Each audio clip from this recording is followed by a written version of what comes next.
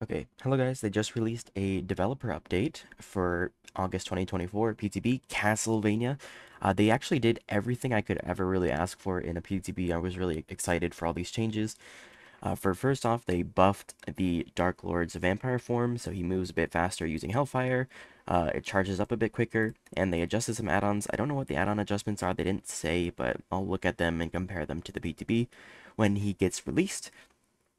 They did everything literally everything I wanted for the wolf. They made the wolf 115. It used to be 110, and now you go 120 move speed.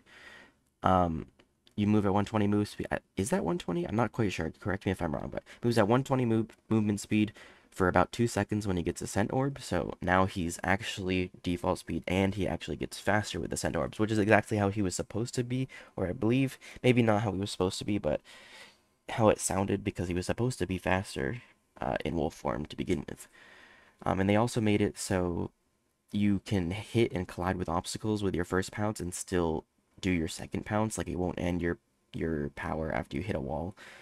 Which was making it really difficult because jungle gym tiles were hard to play as the wolf because you would bounce around one, hit the wall, and then bounce the next one because you can't control the distance that you pounce, and you can't really back up very easily. So it was kind of just, it was a little too restrictive, and that's why they changed it. So great changes. They even reduced the cooldown so you can pounce more often. Wolf form is just great now. You went from being like the weakest ability to probably one of the strongest. Nemesis, I thought they were going to do some changes to Nemesis of what he already has, but they gave him more buffs. These are actually insane. He has an extra half a meter of distance on his range now, so he's going to be able to hit you from almost 7 meters away, and decreased successful strike cooldown. So now, after he hits you with his tentacle, he's going to recover way faster. So he's going to be eating through your health states. Oh my god, someone just followed. I'm actually recording this live, or recording this off stream. Um, he's going to be eating through your health states way faster than before. A normal basic attack is a 2.7-second recovery. Now this guy's going to be able to, it literally will be faster. I mean, it already was slightly faster. Um, it literally will be faster to hit people with your tentacle now. He's going to eat through your health states. Like, Nemesis is actually going to be scary. The big part of this update that I was super excited for is they actually reworked Knight again, which wasn't expected because he wasn't in this PTB at all. Like, he wasn't even showcased in this PTB. Um, but they did. I made a while back. I was talking about this on stream about the changes I'd like to see for the new Knight because I love the singularity changes. Knight was just a little underwhelming. They did literally exactly what I said in one of my forum posts. But basically, I wanted all the guards to have a separate cooldown because in the PTB you were able to summon another guard that was on its own separate cooldown, and it would cancel out the other active guards. And the reason that wasn't OP is because you're not having two guards at once. The second you place your other guard, it ends the other guard that's already in chase or doing an action or something like that. And I was like, that's perfect because you can cancel a guard across the map by spawning another guard, which was annoying because the jailer chases for so long and hunts for so long. Like it was just really annoying. So now they have their own separate cooldown. The assassin 30 seconds, so the jailer 25 seconds, and the carnifex 20 seconds. And exactly what I said, summoning a guard will cause any active guard to despawn. They also added hitting a guard with a basic attack will reduce their cooldown to 10 seconds. So if you cancel it manually by hitting the guard, it'll refresh the cooldown. You won't have to worry too much. I think that's a good change. Overall, this actually makes Knight pretty significantly stronger. You can actually like break a pallet quickly with the Carnifex, and then for the second part of the chase, you use the Assassin.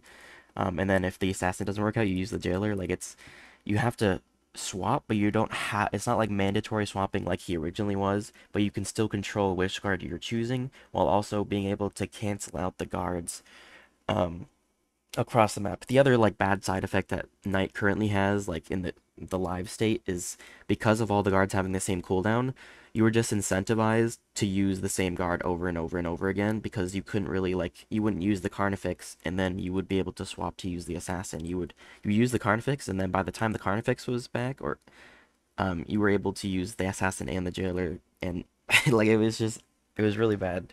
I didn't like it. I much prefer the PTV version, so I'm glad they brought it back. They even said it was an unintended mechanic, but it turned out to be loved by many, so they brought it back, which is great because I loved it a lot. I think I might actually play a lot more Knight now because the current form of him it wasn't too great, but this is huge. Human greed, they made it so you can close chests every 30 seconds instead of 60. I don't know why that even has a cooldown, to be honest, but I think that's funny. This is just the perk that reveals survivor's aura when they go near the chest. But my favorite, this was already my favorite new survivor perk in the PTB, and they buffed it.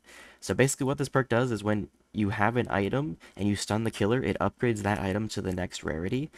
um, Previously, you weren't able to keep the upgraded item, so if you escaped with that item, it would go back down to the rarity that it started with.